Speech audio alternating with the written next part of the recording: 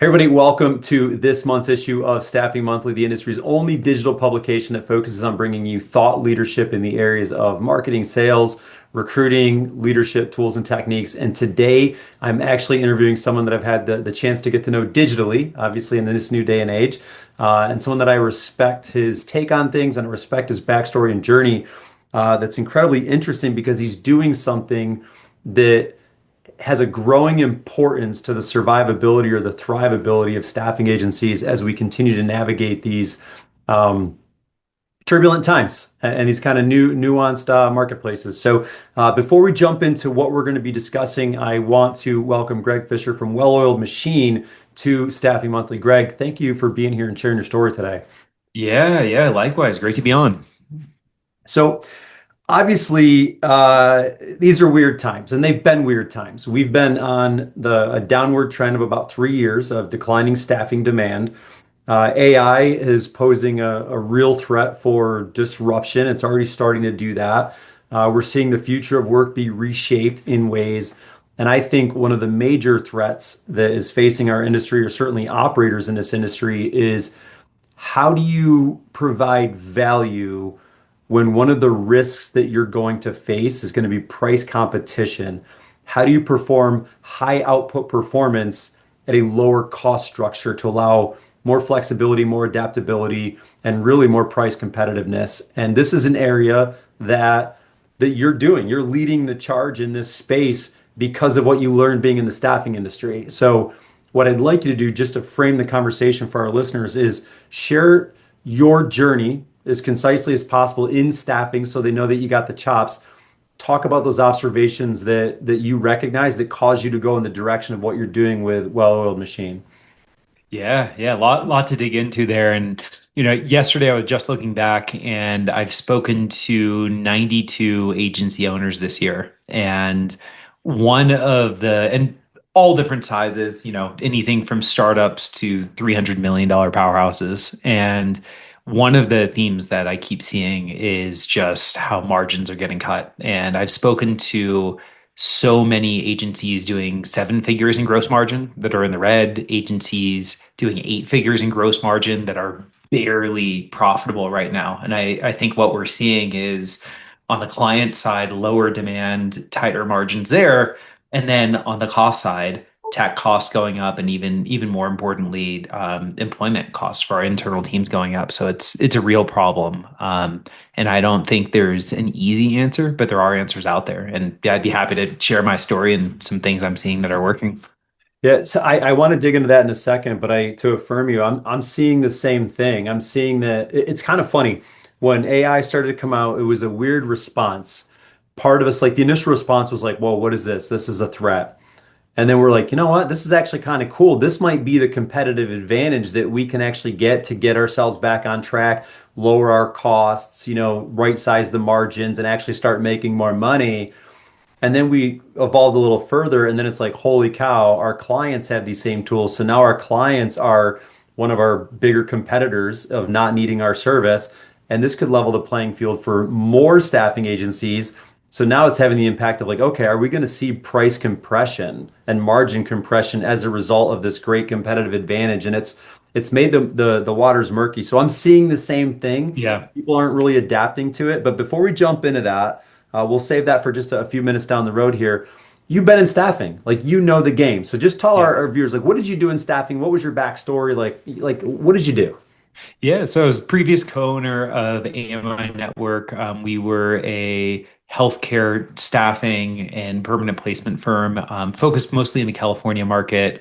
I had the opportunity to be the first employee on board, and over the course of 10 years, went on a journey from being a two-man show to a 40-person team. I think part of what made us unique was, we were relatively successful doing about $4.2 million in gross margin, but on that margin, our net operating income was 1.4 million, and which is pretty unheard of in the space. And a big reason why is 18 of our 38 team members were based outside of the US. And so our labor margins were just absurd when compared to a lot of the other agencies out there.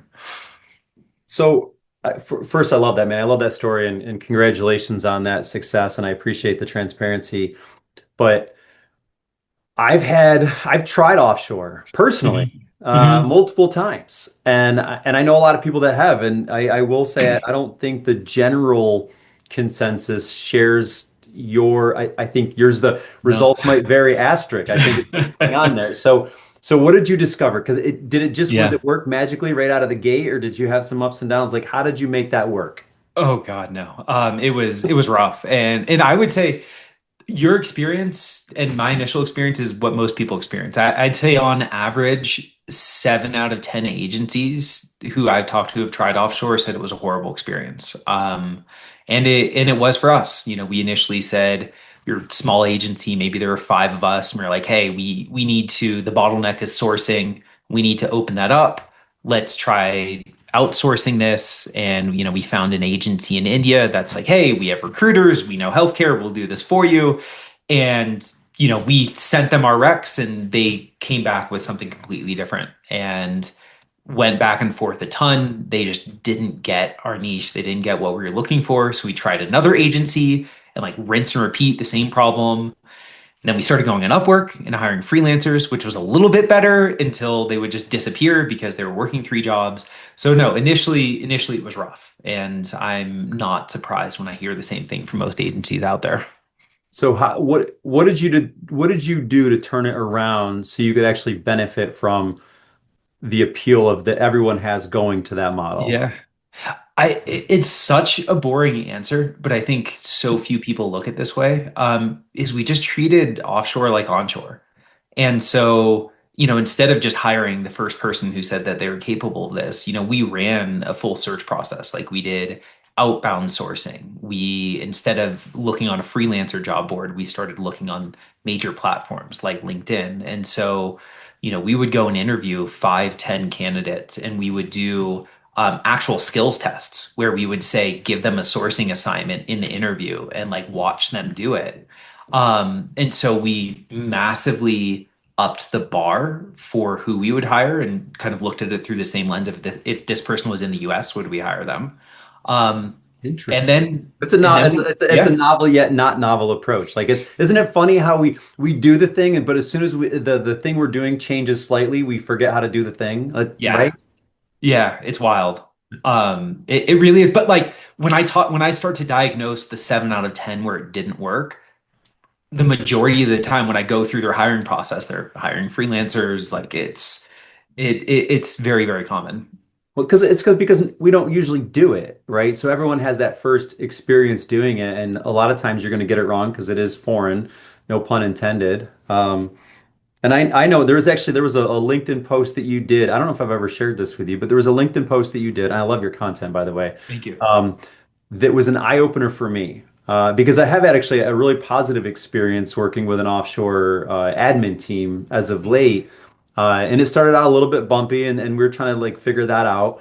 But there was a LinkedIn post that you did right in the middle of the turbulence that changed my thinking. And you broke down I can't think of the word that you used to articulate it, but basically the hierarchical importance in offshore working Mm, environments versus American environment, and like how they might not be as willing to challenge the boss, and they might be willing to, I guess, more likely to yes the boss or just go along, even though they know that it might not be the best results, and they might not actually ask clarifying questions because they feel like asking for clarity might be pushing the boss or second guessing the boss, and that's how things might be in their world. But in the American culture, we're very much like, hey, if you don't understand something, like ask the question, like get to clarity, because we need to have alignment so we can all be moving forward in the same direction. And that was a real mind shift for me. yeah. And that helped me change how I approach the team and how I kind of probe them to ask better questions. So, first, thank you for that. But I think that Yeah. just shows the depth of what you're learning on your journey and how you're sharing it with others. Oh man, that's so cool. It's, you put content out there and you never know if anybody's paying attention. Yeah, I, that's a really I pay big one. attention. I pay attention. Yeah. No, it's a really big one. And just to add to that, I think it's Going back to like treating offshore like onshore, and when you think about if you go hire a recruiter, typically whoever's leading them invests a lot of time getting to know them and getting to understand how they work and building a relationship. And like that was a big place where like we got to know our international team and their families and their likes and their dislikes. And like as we got to know our team members, especially in Southeast Asia, places like the Philippines and India, that was something we started to see with a consistent pattern is there is just this highly deferential culture to the US. And we could talk about colonialism and where that comes from, but regardless, it does exist. And Yeah. they just have a hard time asking questions. And we would actually do almost like a cultural deconditioning when a new team member would come on. And like every single week when we would do a one-on-one, we would say, I'm going to give you feedback on how well you're doing at asking questions. And the only way you fail at this isn't asking a bad question, it's not asking a question. Like gradually that would change over time. That's great. That's great. Are there any other nuance discoveries or lessons learned that you learned in that process that really helped you optimize managing offshore talent? Yep. Two other ones, and they're like really boring, simple answers, but I would say the majority of the time, they're not being done. So one is having a formal management process. So even if the role is really entry level, like a sourcer, is coming up with a way to define results and to measure results and to review results, whatever cadence makes sense, weekly, monthly, quarterly. So that's a big one. Part of that management process also means having clear SOPs and being able to actually clearly lay out if you want somebody to source, what should their process look like? So, solid management process is one piece. And then the second is investing in integration. And one of the biggest gaps I see is when an offshore team or team member is treated like a second class citizen. Your team never fully invests in developing them and they never fully invest in getting developed. So, when I looked at my last company, ways we did this is our monthly meetings where we reviewed company performance, our international team was on it. We had a deck where we recognized their contributions and how they did towards their performance benchmarks. We would do whenever we would do virtual events together, like we would do team building events, we would do like a Christmas party where everybody was like making cookies together. And I think that's actually quite rare, but it's a big part of it. I mean, imagine if you had like a US based recruiter and like they didn't get to participate in everything else the rest of the team did. Like very quickly, they'd fall behind. I think it's so interesting. As I hear you share that, it's honestly conversations that I've actually had with clients about how we've seen like temporary employees treated. You know, a lot of times Yeah, yeah, when people on assignment and the client might treat them like a second class citizen, or it creates this device of us and them. And we have to sit down and be like, hey, like they're a contributor to your operation. Like it doesn't matter the logo on their paycheck. Like when they show up here, like they're performing work for your goals, you know, and we've seen the clients that actually treat them as one part of the team and don't care who processes the payroll. yeah, Have much better success with it. So it's actually it's again, these are things that we should know because we apply it in all yeah. these areas. But as soon as you cross a border, it's like, what do we do? You know, so it's good that you're figuring these things out and sharing them. Yeah, yeah. And like two other quick things here. I just thinking of recent conversations with agencies where I've seen a high degree of success. I can think of one agency that has team members in South Africa and the Philippines, and they fly their team in once a year. Um, Really? and does it cost a few bucks? Yes. Is it Yeah. still way less than what they would spend in the US? Absolutely. And like that impact, like in the Philippines, it's incredibly hard to get a travel visa to the US. Like just going to the US alone is huge for them and it gives you the opportunity to connect and for them everybody to feel like equals. But the really small, like really small little deposits you can make. I was just talking to a recruiter who has an offshore sourcer. And the other day he sent her a t-shirt and like found out her address in the Philippines, sent her a t-shirt with the company logo. She showed up crying, saying, I've worked for I don't know how many companies now. Nobody has even thought to do this. And I was like, such a small little thing. And like she is so dedicated to them now, just by like those little deposits.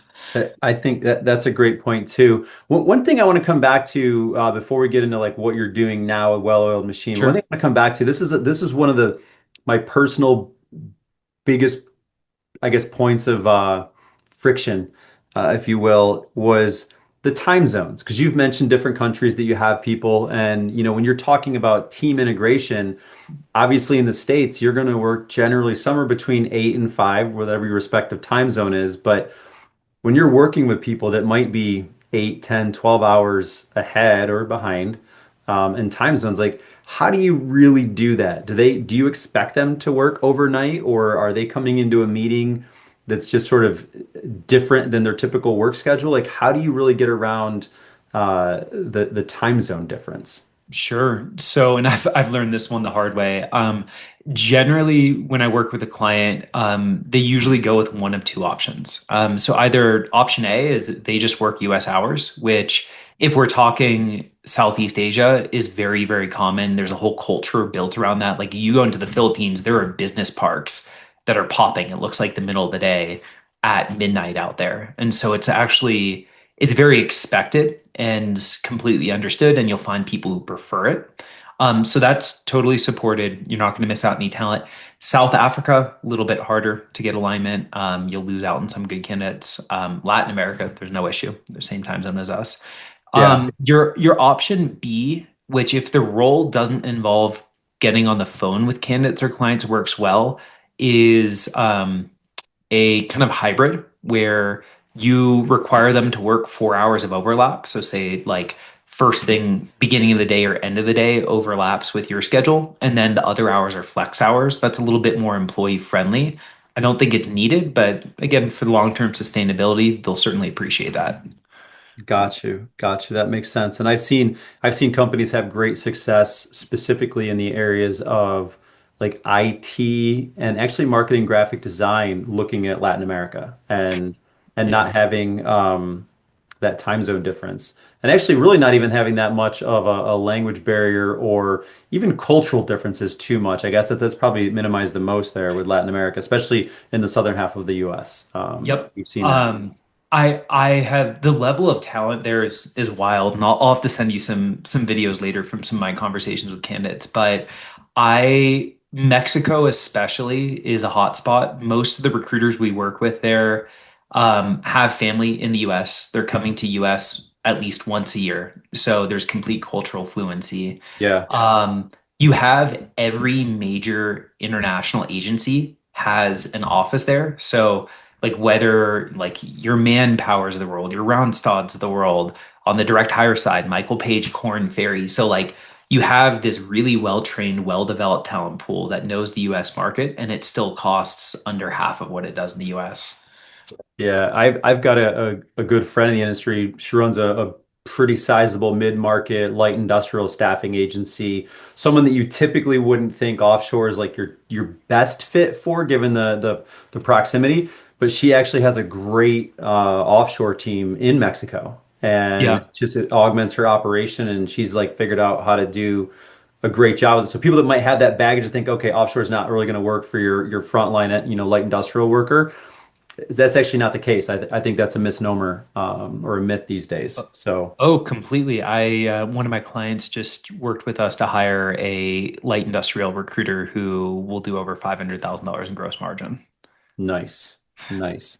So let's talk about. I know we're kind of getting near the end of this interview here. So let's talk about well-oiled machines. So obviously, you've got experience in staffing. You could have jumped back in with staffing, but you decided to go into this direction. So I want to know kind of what well-oiled machine is, how it actually interacts, if it's different than your typical offshore models. Admittedly, I don't know all the nuts and bolts of your operation, so I'm actually curious to learn about it myself here today. Yeah, we're essentially a permanent placement agency for international recruiters. So, what we do, so all of our clients are recruitment firms and staffing agencies. Our service comes in two parts. The first is job design. And so we help the agency figure out what function or functions make sense to hire outside of the US. Is it a recruiter? Is it a sourcer? Is it an appointment setter? Is it a payroll specialist? What country to hire in, what compensation should look like, how do you actually pay somebody in another country, which is far easier than you think it is. So we do the job design, and then from there, we operate just like a direct hire agency and go out and find the top 1% of performers, introduce them to our clients, and help them get hired. Man, you just got the most boring, simple answers for everything. This is So, okay, so what results are you seeing on this? So like you're doing this, people are integrating. There's got to be, I know you're direct hire, but there's got to be some post placement follow-up or consultancy, right? Because I know that we're still trying to figure this out. So what sort of results are you seeing with the clients that you're augmenting their teams with your offshore talent that you're finding them? Yeah, they're outstanding. And we will sometimes do a bit of consulting on some of the topics we covered, like cultural integration or what should a performance management process look like. Some of the agencies apply their current system, some need a little bit of guidance there. Um, Results have been tremendous. Like what's been wild is to see how quickly agencies are coming back for their second, third, and fourth hire. But typically, like I can think of one client, Works. They do a lot of work in the engineering space and design space. Their sourcer has been averaging a placement a month that they otherwise wouldn't have gotten. And some of these are big, like $3,500 a week gross margin placements. We just placed that light industrial recruiter who I mentioned. 3 weeks in, she already got her first placement and she's getting close to her second placement now. So we're seeing results that I would say are on par with what you'd expect in the US, but we're talking a fraction of the cost. I think that's outstanding, man. I will tell you, I will go on record and say there's a few things that agency owners and leaders need to be looking at to stay competitive as we move into this next phase of, I guess, staffing industry evolution. And this is one of them. We have to think about when COVID was the great disruptor for remote work. At this point, it doesn't matter if you're sitting in South Florida or Denver or California or India or the Philippines or Brazil, right? It doesn't, at this point, if you're on the other side of a computer, it doesn't matter where your computer is, like we can do the work. And if you had the ability to down cost your labor without significantly sacrificing production output, you have to look at that as a business leader. That's a prudent decision. But more importantly, you're also creating economic opportunities for other people. Like they will look at this. I think the reason the Philippines business parks pop at night is because they see the American, economy is a great provider of opportunity for them, and they're building their engine around it. So we're only just moving towards greater global expansion as an industry. So get out in front of this one. Obviously, we can talk about AI and all that stuff on other calls, but this is an area that I think leaders really need to start embracing if they want to get their profit margins back to where they were, just a few years ago. Yep, and it's not an easy button. You can't just say, "Hey, I'm gonna try something out," and not really think about it. But if you're intentional about where you need to hire, what role to hire for, and going out and finding a high performer, it can be a shortcut. I love it, man. Hey, if people want to reach out to you and learn more about the service you offer and how they might be able to benefit from putting offshore talent on their team and integrating with their team to get better productive outputs and down cost their overall OpEx, what's the best way to connect? Yeah, appreciate that. So you can check out our website, welloilmachine.co, or I post daily on LinkedIn with a lot of thoughts and ideas, like you mentioned. So that's always a great place to look. Greg Fischer. Awesome. And I will tell you, Greg is actually one of my favorite content creators on LinkedIn. And because I can actually tell that his content is authentic and original. And I love how education based it is, man. It really, like you're sharing all those nuanced lessons that I'm like, oh, that makes complete sense. And things that I wouldn't have probably stumbled across on my own without making a lot of mistakes. So I appreciate that you're kind of shortcutting it for us. But so people definitely reach out to go follow Greg on LinkedIn, and I would explore this if you're looking for ways to augment your team. But Greg, man, thanks so much for being here, sharing a little bit about your story and what you're doing to help support this industry as we move forward into continued turbulent times. Yeah, same to you, Dan.